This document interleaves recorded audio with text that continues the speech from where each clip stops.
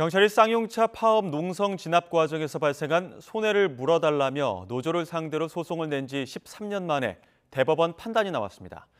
대법원은 당시 경찰의 헬기 진압 자체가 위법으로 볼 여지가 있다며 노조의 배상 책임을 다시 따져봐야 한다고 지적했습니다.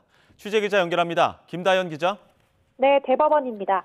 판결 내용 자세히 전해주시죠. 네, 대법원은 쌍용차 파업 농성 과정에서 발생한 손해와 관련해 노조가 경찰에 11억여 원을 배상하라고 한 기존 판결이 불합리하다고 판단했습니다. 배상 책임이 너무 과하지 않은지 다시 따져봐야 한다는 취지인데 사실상 노조 측의 손을 들어준 판결로 해석됩니다. 쟁점은 헬기를 이용한 경찰의 진압 행위가 위법한 직무 집행이었는지, 따라서 여기에 대항한 노동자들의 행위가 불법인지였습니다. 대법원은 당시 진압은 적법한 직무 수행 범위를 벗어났다고 볼 여지가 있다고 지적했습니다.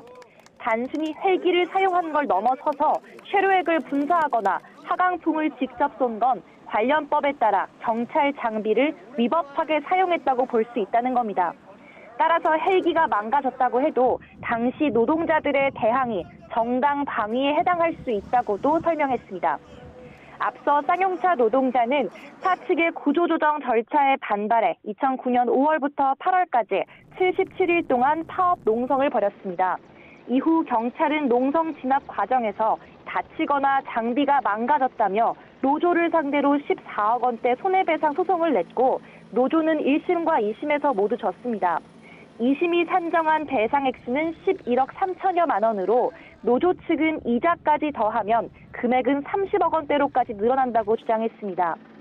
대법원이 이번 판결에서 노동자의 책임을 상당 부분 면제한 만큼 최종 배상액은 이보단 훨씬 더 낮게 책정될 전망입니다. 앞서 경찰도 지난 2019년 진압 과정에서 공권력이 남용됐다며 공식으로 사과한 적이 있습니다.